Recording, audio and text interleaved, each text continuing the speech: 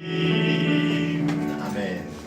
우리 하나님 참 좋으신 하나님이십니다. 하나님 우리를 모아주시고 이렇게 함께 예배하게 됐습니다. 추석 어떻게 잘 보냈어요? 네, 즐겁게 보내셨습니까? 네. 추석 때 오늘 기도도 해주셨는데 함께 만나서 추석이라는 시간들을 통해서 오랜만에 친척들도 만나서 함께 맛있는 것도 먹고 즐거운 시간을 함께 보내는 거죠. 잔치입니다.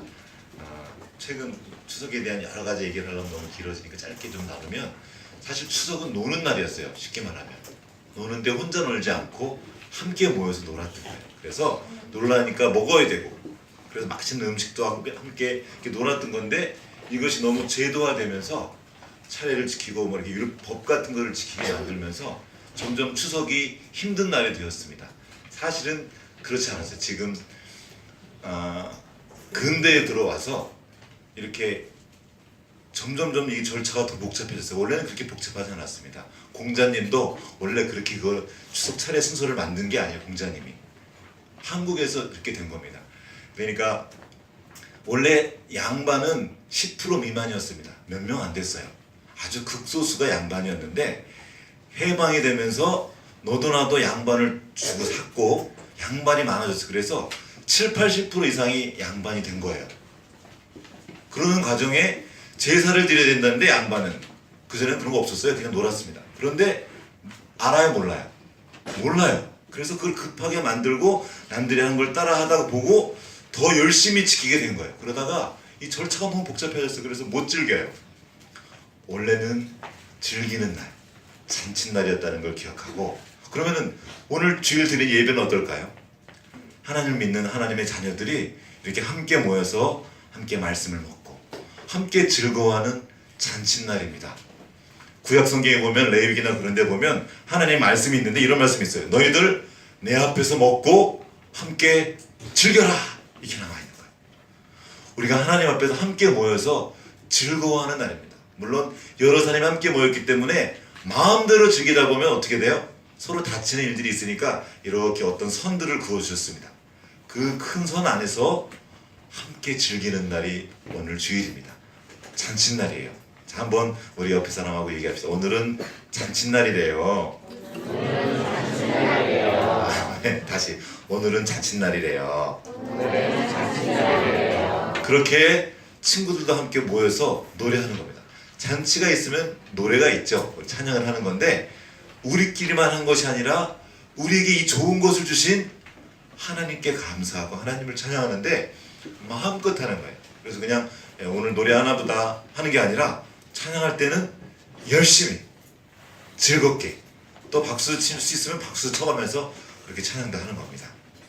할 수 있겠어요? 한번 그렇게 해봤으면 좋겠어요. 우리 주의 이름 높이면을 다 같이 한번 할 건데, 하나님이 우리를 사랑하셨고 우리를 위해서 이 땅에 오셨고 죄에서 우리를 자유케 하셨습니다. 이 자유함을 노래하는 건데, 우리 기쁘고 즐겁게 다시 한번 같이 친구들도 박수 치면서 한번 찬양했으면 좋겠습니다. 주의 이름 높이며, 주의 이름 높이며 주를 찬양하나이다. 나를 구하러 오신 주를 기뻐하나이다. 하늘 영광 버리고 이 땅 위에 십자가를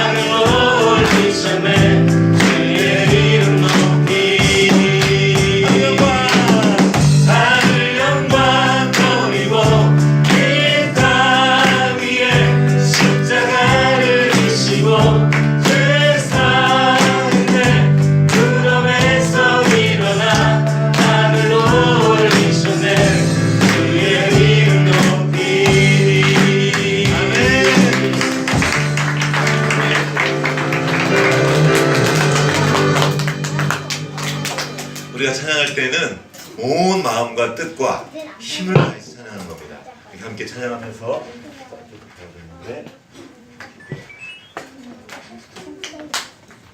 또나 이거 너무 추워지면 말해. 아까 춥다 그래서 껐는데. 자, 이렇게 함께 주님을 찬양했고 이제 함께 우리 아버지 하나님께 주시는 그 말씀을 읽겠습니다. 하나님의 말씀입니다. 함께 읽고 오늘은 조금 말씀이 길어요. 성경 말씀은 오래 읽고 오히려 설교는 조금 줄이도록 하겠습니다. 자, 먼저 누가복음 3장. 오늘 되게 읽기 어려운 말씀이에요. 누가복음 3장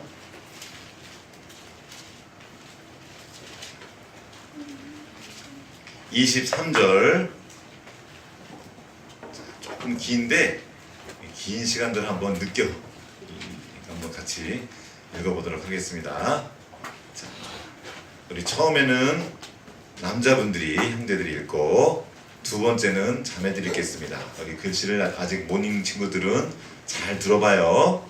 네, 잘 듣겠습니다. 제가 먼저 읽게요. 남자들이 먼저 읽겠습니다. 누가복음 3장 23절부터 38절까지 시작. 예수께서 가르치심을 시작하실 때 30세쯤 되시니라. 사람들이 아는 대로 요셉의 아들이니 요셉의 위는 헬리요 그 위는 마따니요 그 위는 레이요 그 위는 멜기요 그 위는 얀나요 그 위는 요셉이요 그 위는 마따니아요 그 위는 아모스요 그 위는 나훔이요 그 위는 에슬리요 그 위는 낫게요 그 위는 바아시요 그 위는 마따니아요 그 위는 서머인이요 그 위는 요셉이요 그 위는 요다요 그 위는 요하나니요 그 위는 레사요 그 위는 스룹바벨이요 그 위는 스알디엘이요 그 위는 네리요 그 위는 멜기요 그 위는 아기요 그 위는 호삼이요 그 위는 엘마담이요 그 위는 에르요 그 위는 예수요 그 위는 엘리에서요 그 위는 요림이요 그 위는 마따시요 그 위는 레위요 그 위는 시몬이요 그 위는 유다요 그 위는 요셉이요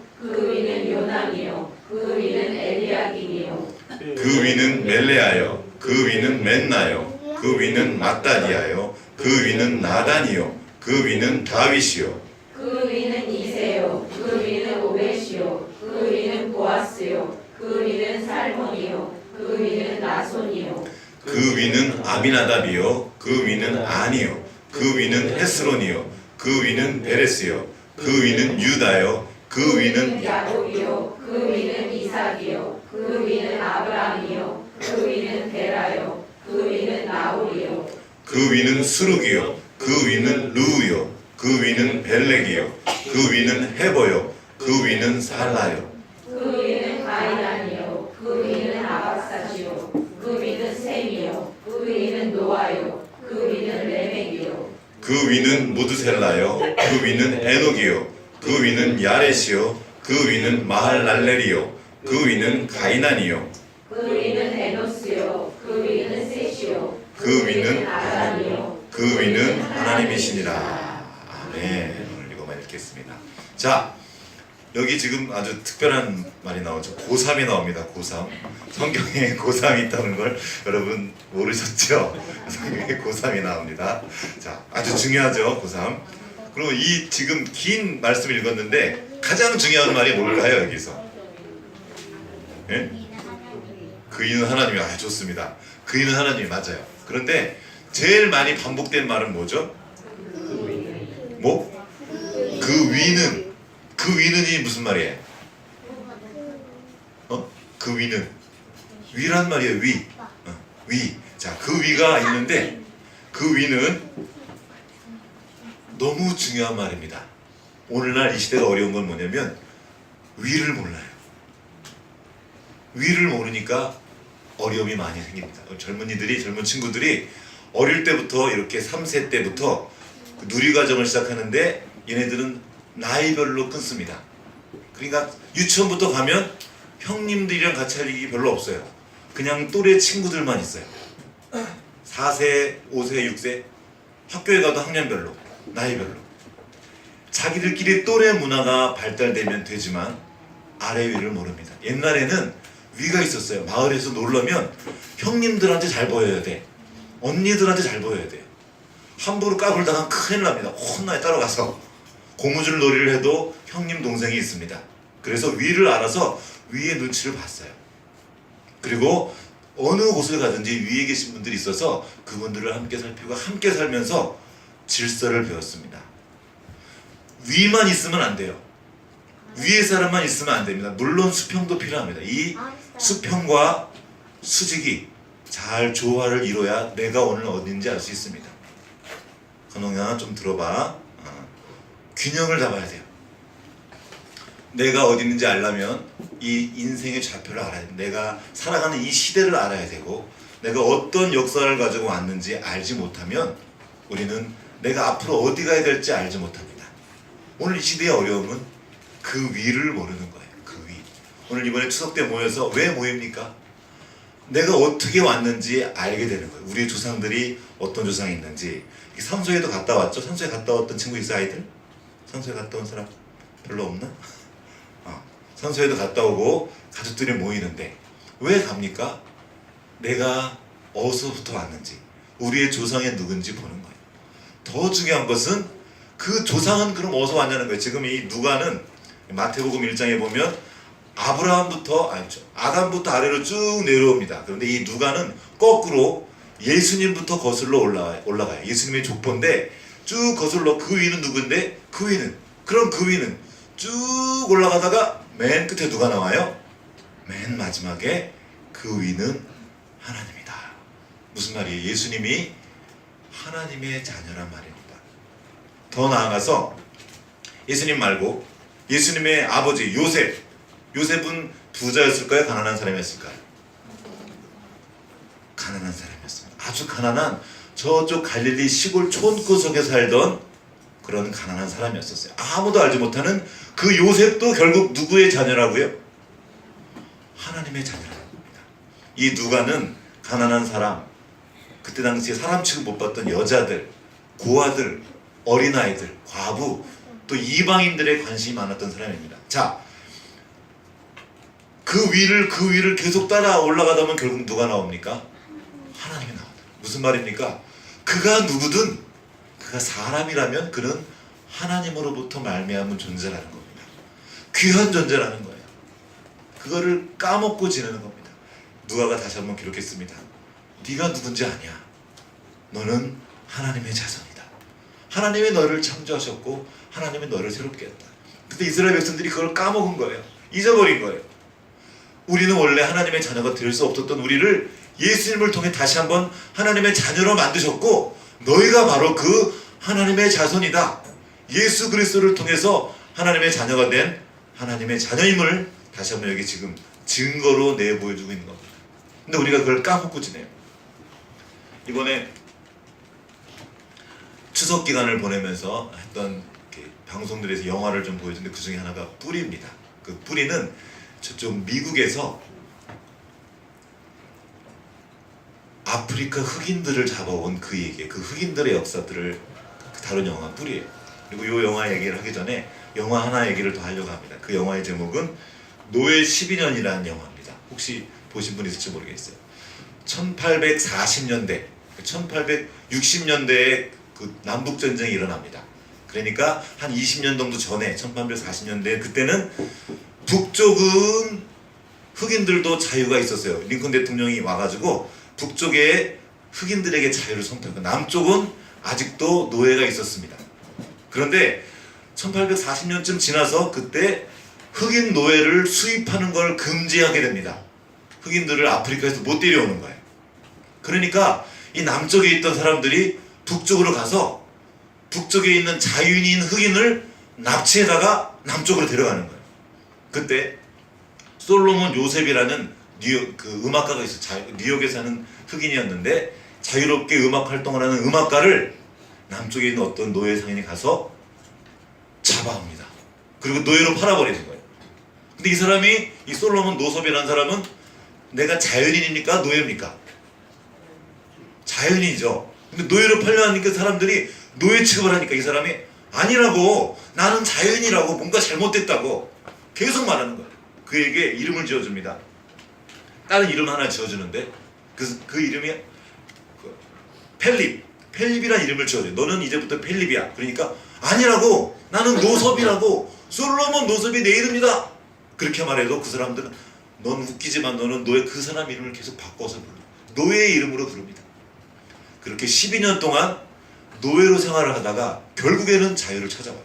갖은 고생을 하고 죽을 고생도 여러 번 넘기고 무시도 당하고, 그렇지만 이 사람은 자유를 향한 열망이 있었어요. 왜? 내가 자연인이거든. 자유가 뭔지 알았던 거예요. 그렇게 해서 끝까지 자유를 위해 투쟁하고 맞아도 나와서 결국에는 자유를 찾습니다. 자기의 정체성이 노예가 아니라 자유인인 것을 이 사람은 알고 있었습니다. 그래서 싸웠어요. 투쟁했단 말이에요. 자, 그런데 아까 말했던 그 뿌리라는 영화가 나옵니다. 그 뿌리는 뭐냐면 어떻게 흑인들이 노예가 되는지를 보여주는 그 뿌리부터 찾아가는 영화예요. 그 위는 따라간 거예요. 이렇게 아프리카에 쿤타킨테라는 전사가 있었습니다. 어릴 때부터 그 추장에 힘이 세가지고 그 마을의 전사로 탁 섰어요. 근데 그 전사가 어느 날 잡혀가는 거예요. 흑인으로 잡혀가요. 그때 그 쿤타킨테는 잡혀갔지만, 미국으로 갔지만, 나는 자유인이다. 나는 우리 고향에서 전사란 말이야. 그리고 그는 지성인이었어요. 공부를 많이 한 사람이었습니다. 나는 너희들에게 노예로 취급받을 수 없어 하고 끝까지 싸웠어요. 그런데 쿤타킨테의 아들, 그 아들의 아들, 그 후손으로 가니까 그들은 자기가 자연인지 알았을까요? 몰랐을까요? 몰랐어요. 태어나자마자 노예야. 아빠는 내가 자연인 걸 알았기 때문에, 나의 정체성이 노예가 아닌 줄 알았기 때문에 자유를 위해서 싸웠지만, 그 후손들은 태어나면서 노예니까 아, 나는 그런가 보다. 이게 내 운명인가 보다. 그렇게 살았던 겁니다. 그러면서 자기의 정체성을 잃어버렸던 거예요. 그냥 그리고 노예가 되어러 가는 거예요. 노예처럼 생각하고 노예처럼 움직이고 노예처럼 살았던 것입니다.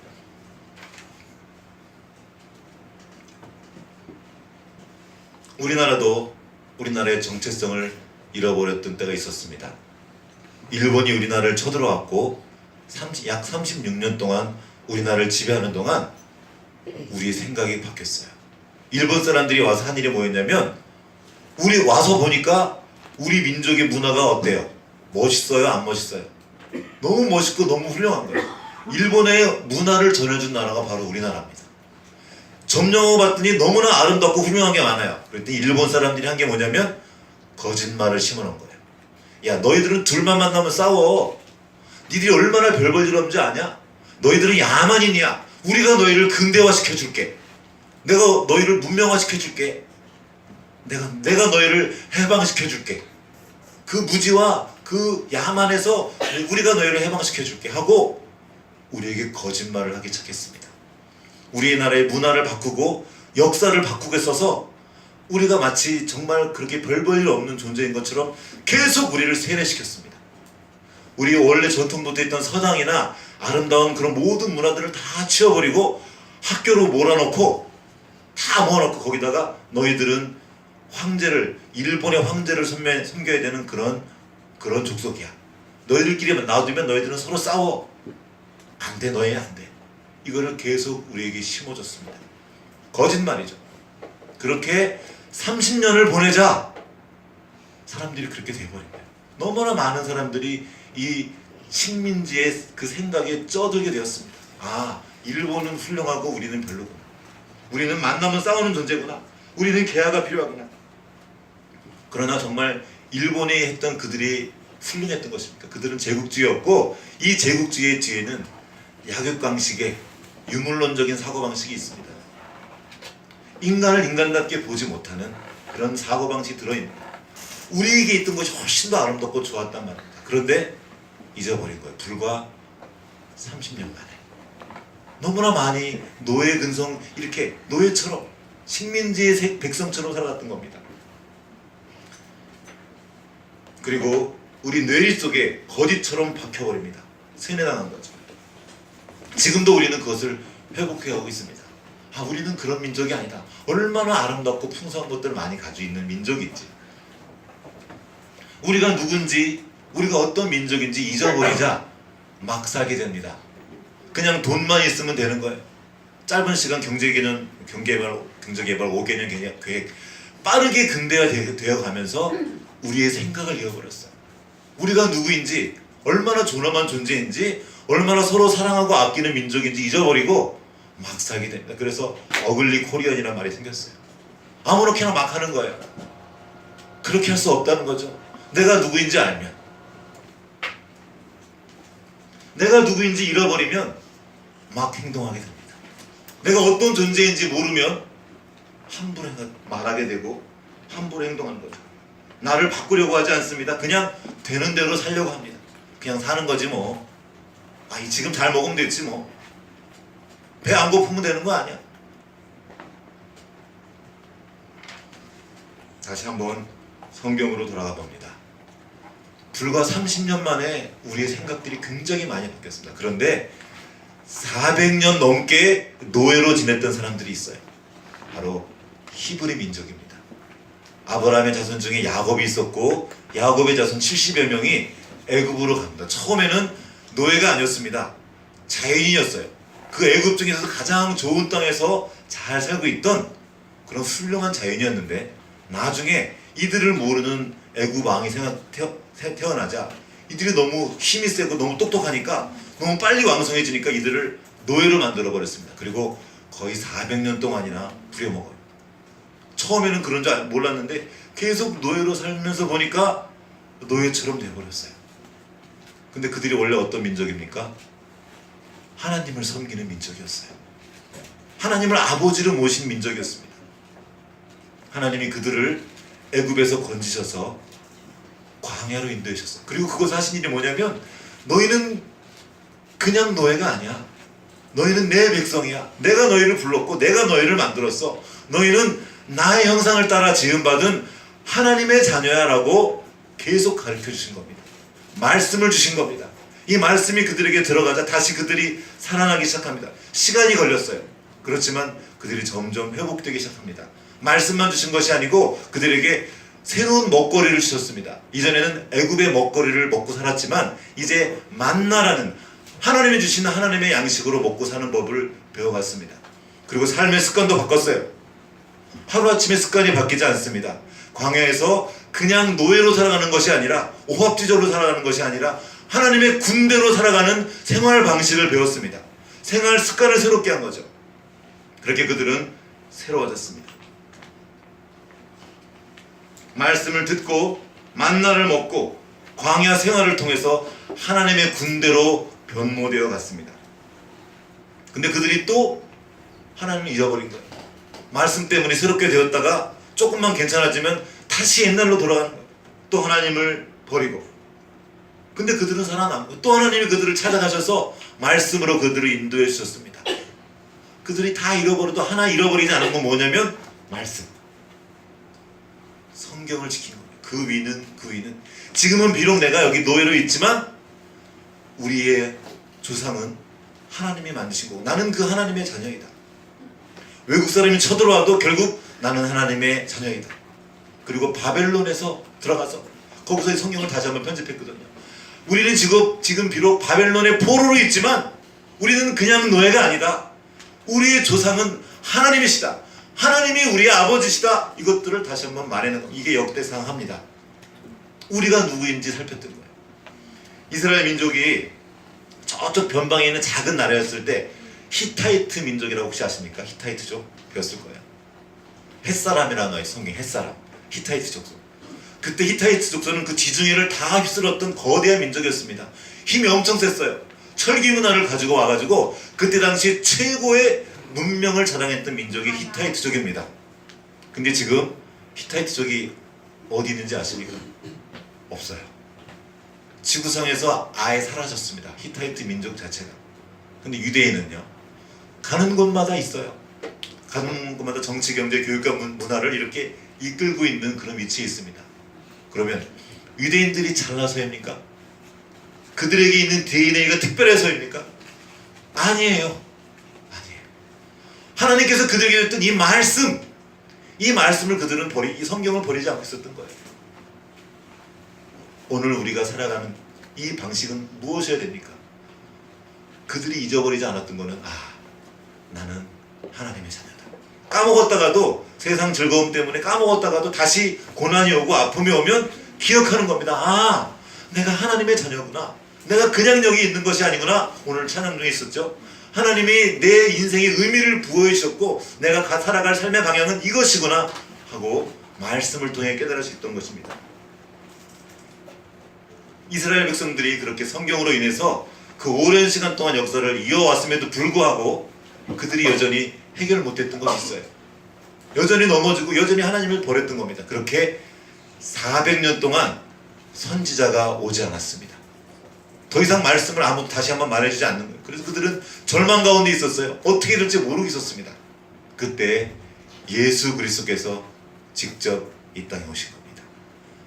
말씀이 실제로 사람의 몸을 입으시고 우리 가운데 오신 거예요. 그분이 바로 예수 그리스도입니다. 예수 그리스도가 하신 것이 뭐냐면 바로 죄로부터 우리를 자유케 하신 겁니다. 인간이 범죄한 이후에 계속 죄를 졌어요. 하나님 아닌 다른 반대 방향을 향해 움직이는 거예요. 그때 당시는 헬라 시대를 지나서 로마의 압제를 지나고 있었습니다. 400년 동안 노예처럼 살고 있었습니다. 그리고 그 중심에 죄가 있었던 겁니다. 그 죄에서 구원할 메시아이신 예수 그리스도께서 그 긴 어둠을 깨고 우리 가운데 오셨습니다. 찾아오신 거죠. 그들의 어떠함 때문이 아니라 당신의 말씀 때문에. 그리고 말하는 겁니다. 이제 예수를 믿는 모든 사람은 하나님의 자녀다. 가난하냐? 걱정하지 마라. 고하냐? 과부냐? 얼마나 아픔 가운데 있는 것과 상관없이 너희는 하나님의 자녀다. 네가 누구인지 알라는 거예요. 그것도 말합니다. 유대인만 하나님의 자녀가 아니라 이제 예수 그리스도 안에 있는 모든 사람이 하나님의 형상을 닮은 하나님의 자녀라는 거예요. 네가 누구인지 알라는 겁니다. 그래야 자유를 향해 움직이기 시작하는 거예요. 그렇지 않으면 그냥 살아갑니다. 그냥 그런가 보다.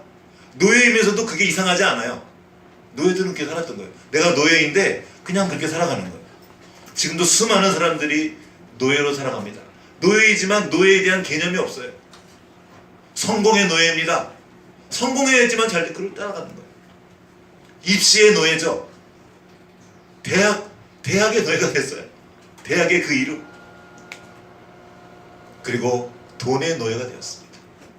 마약의 노예가 되고 성의 노예가 되고 내가 즐긴다고 생각하는 어떤 것에 노예가 되어서 노예처럼 살아갑니다. 특별히 이 시대는 기계가, 과학주의가 지금 가장 위에 있어요. 기계를 위해서 인생을 바치는 사람들이 얼마나 많은지 않습니까? 내가 하나님의 형상을 닮은 그런 존재인데, 하나님의 자녀인데 이 시스템을 움직이는 그 부속품처럼 살아가는 거예요. 근데 그게 괜찮아. 아무렇지도 않은 거예요. 왜? 우리 아빠도 그랬고 그 아빠의 아빠도 그랬고 그냥 우리는 노예처럼 살아왔어. 그게 뭐 어때서? 그냥 이렇게 살다 가는 거지. 이렇게 되어버렸다는 겁니다. 아니라는 거예요. 우리는 하나님의 형상을 지닌 하나님의 자녀라. 그냥 노예처럼 살 수 없는데 까먹은 거예요. 내가 누구인지 잊어버린 겁니다. 말씀을 듣지만 개념화 시켜버려서 뭐 그냥 그런 거지. 하나님의 자녀래. 하나님의 자녀라는 이 말 속에 담겨진 그 의미와 놀라운 그 생명력을 다 잊어버린 거예요. 종교화 시켜버리고 그냥 시스템화 시켜버린 겁니다. 아니요, 그렇지 않습니다. 우리가 얼마나 귀하고 존엄한 존재인지, 얼마나 놀라운 존재인지 깨달아야 됩니다. 이것이 바로 예수 그리스도를 통해 보여주시는 거예요. 예수님 말씀하셨습니다. 너희는 나보다 더 큰 일을 하리라. 예수님보다 어떻게 큰 일을 할 수가 있습니까? 우리 안에 예수 그리스도의 생명이 있고 주님 보내신 성령이 있습니다. 근데 그걸 잊어버리고 사는 거예요. 그걸 기억하라는 거죠. 너희 하나님이 천지의 창조주다. 천지의 창조주가 너희 아버지시다. 이걸 기억하라는 겁니다. 시편 100편 한번 보겠습니다. 시편 100편 3절.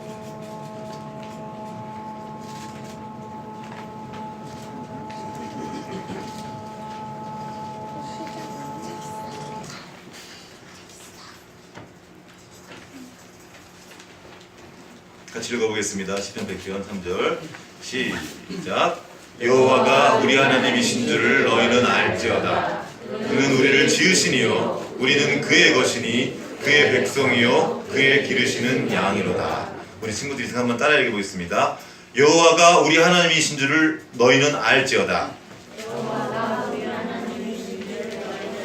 자, 우리 친구들 따라해보세요. 여호와가 우리 하나님이신 줄 너희는 알지어다. 그는 우리를 지으시니요 우리는 그의 것이니 그의 백성이요 그의 기르시는 양이로다. 이걸 참으로 아는 사람이 너무나 적습니다. 천지 만물을 지으신 여호와가 너희 하나님이시다. 나의 하나님이시라는 거예요. 그분이 나의 주인이시며 그분이 나의 아버지시고 그분이 나를 인도하신다는 겁니다. 그리고 그분이 나를 지으셨대요. 내가 하나님의 작품이라는 겁니다. 여러분, 그 작품의 가치는 그 작품을 누가 그렸냐에 따라서 가격이 달라져요. 어떤 건 봤더니 제가 어떤 작가의 작품을 보러 갔는데 미술관에 갔는데 점을 하나 딱 찍어놓고 이렇게 액자에 넣어놨어요. 그 가격이 얼마 생각이 안 나는데 엄청 비싼 거예요. 그냥 점 하나 찍어놨는데 이게 뭐 하는 거야? 이게 왜 이렇게 비싸 이게? 왜 비싸요? 그 작가가 비싼 작가인 거예요. 그 사람의 작품이면 그 사람이 몇 번 슉 해가지고 거기다 딱 그 직임 딱 찍어주면 이게 나중에 이게 엄청나게 비싼 가격이 돼요. 우리 김 작가님도 빨리 그렇게 돼야 되는데 네, 그렇게 해서 네, 그게 누구의 작품인지 그래 나중에는 이거를 진품을 가리려고 이게 진짜 그 사람의 작품인지 알아내려고 수십억 나중에 수백억까지 가요. 어떤 작가의 작품은 사람이 만든 작품도 수백억이 갑니다. 나중에 이게 작품 값이. 근데 온 우주 만물을 지은 하나님이 나를 지으셨대요. 내가 그분의 작품이래요. 얼마나 놀랍습니까? 근데 그 작품을 아무데나 막 굴려요. 모르니까. 어떤 사람이 그 그림을 발견한 그런 일화들이 많아요. 진짜 중요한 그림인데 비싼 그림인데 저쪽에 처박아놓은 거죠. 아무도 모르게. 그거 뭐 집에 있는 그러고 막 벽지를 쓰고 화장실 벽지를 붙여놓고. 옛날에 성경이 우리나라에 올 때 처음에 토마스 선교사가 성경을 주고 그분은 순교했어요. 근데 그걸 받은 사람이 뭐 하나님 믿나? 이걸 갖다가 집에다 다 발라놔서 이렇게 벽지로 종이가 그때 귀했거든요. 그래가지고 성경을 집에다 다 발라놓은 거예요. 그런데 어느 날 선교사가 같이 가다가 거기 집에 머물러서 딱 집에 누웠는데 천장을 봤더니 뭐 이렇게 뭐가 써있어. 봤더니 이게 뭐냐? 성경 말씀이 거기 천장에 써있는 거예요. 이 말씀 이 귀한 책을 모르니까 갖다 벽지로 써버리는 거예요. 나중에 그것을 알게 되고 나중에 그것을 했던 그 처상윤이라는 분은 그 집이 최초의 교회가 됩니다. 이거 실제 있었던 일이에요. 여러분, 우리는 하나님의 작품입니다. 하나님의 자녀예요. 아무렇게나 막 쓰면 안 됩니다. 우리 자주 하는 말인데 만년필로 여기 지금 만년필 좋은 만년필이 있는데 이 만년필 이렇게 써야 되는데 이것으로 땅바닥에다 금을 막 그으면 안 돼요. 다 망가진단 말이에요. 그런데 오늘날 성도들이 거룩한 물이 성도가 성도인지 잃어버리고 사는 거예요. 자유인인데 하나님의 형상을 닮은 자유로운 존재인데 노예처럼 살아가면서 아무런 느낌이 없어요.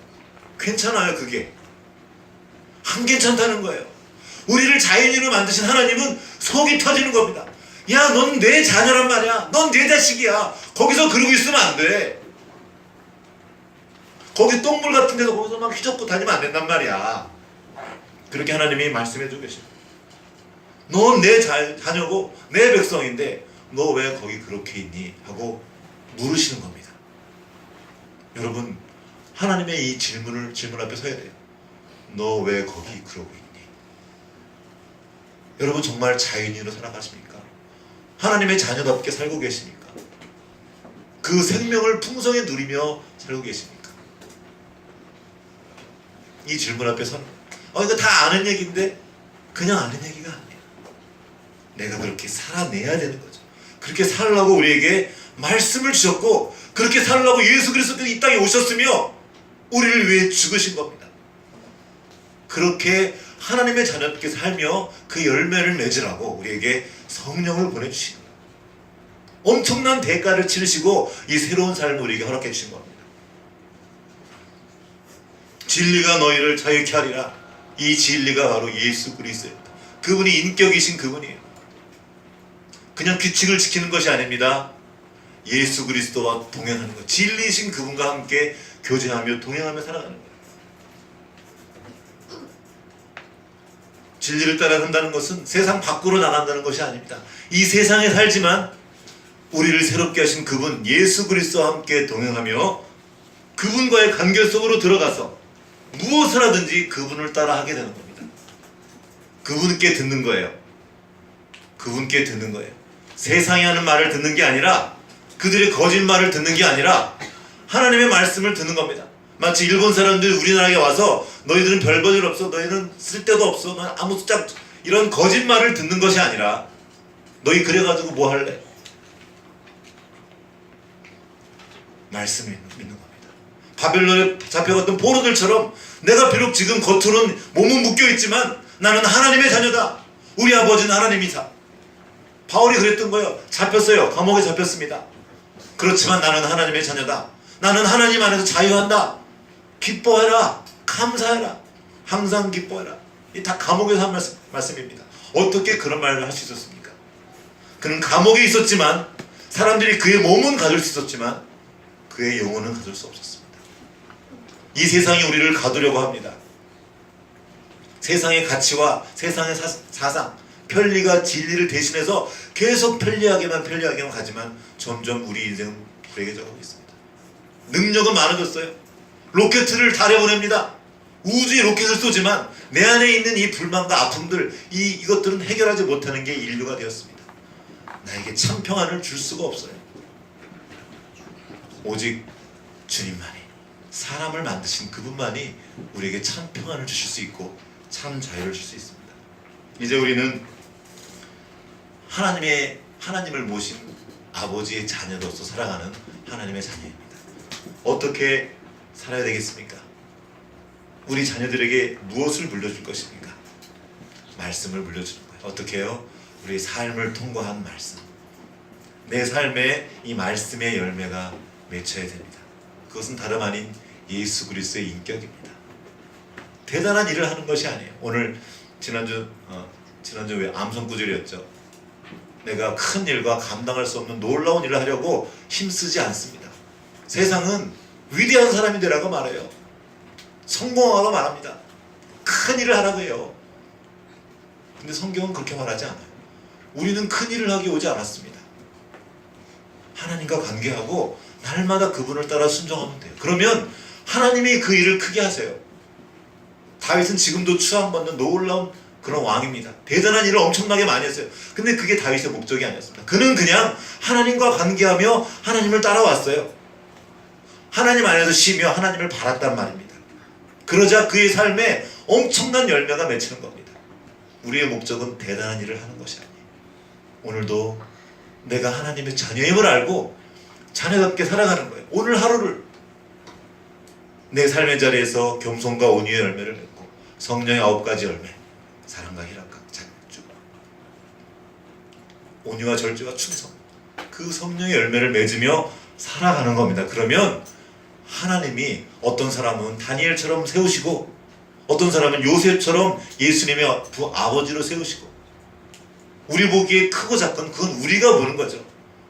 하나님 보시기에 다 똑같이 귀하고 아름다운 겁니다. 필요할 때 필요한 만큼 사용하시는 겁니다.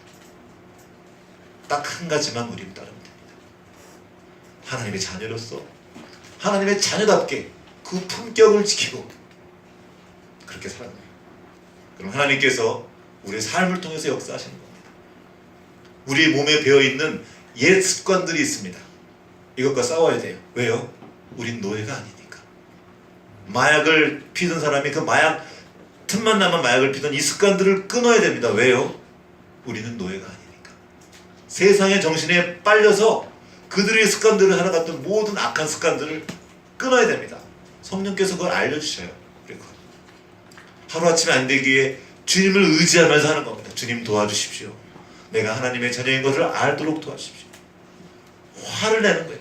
그 더러운 곳에 내가 있는 걸 보면 그걸 자각하면 화가 나는 거예요. 아버지의 마음으로 나를 본다는 건 그런 겁니다. 내 자식이 저쪽에서 막 엉뚱한 데 가서 나쁜 짓 하고 있고 더러운 것을 먹고 있고 먹으면 안 되는 것을 먹고 있고 그거 있다면 화가 나지 않겠습니까? 아버지의 마음으로 나를 보고 또 내가 누구인지 알고 그렇게 행할 때 하나님께서 우리를 묶고 있는 그 모든 것들로부터 우리를 자유케 하신 하나님께서 우리의 삶을 통하여서 당신의 크고 아름다운 일들을 행하실 것입니다. 우리는 그 안에서 누리면서 하나님 주신 모든 복을 우리의 다음 세대에게 또한 우리의 관계된 사람들에게 흘려보내는 그런 삶을 살게 될 것입니다. 같이 기도하시겠습니다.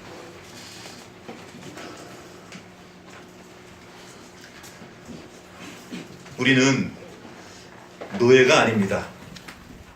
죄의 자손이 아닙니다. 어둠의 자녀가 아닙니다. 살아계신 하늘 아버지, 우리 하나님 아버지의 자녀이며 빛의 자녀입니다.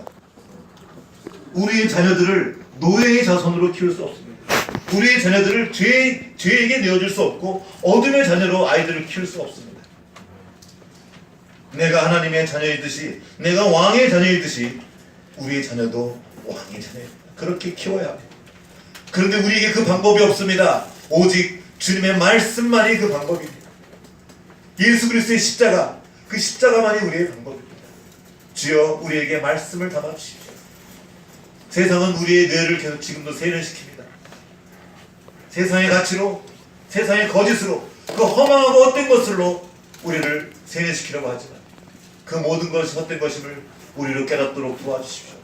말씀으로 우리를 다시 새롭게 하시고 말씀으로 살아나게 하시며 말씀이 말하는 내가 진짜 나임을 알고 하나님의 자녀답게 예수 그리스도께서 자신의 생명을 다 부어주신 예수님의 동생들답게 그렇게 살아가도록 주여 우리에게 은혜 베풀어 주시옵소서. 오늘도 함께 하신 우리 주님께 감사드리며 우리를 권하신 우리 예수 그리스도의 이름으로 기도합니다.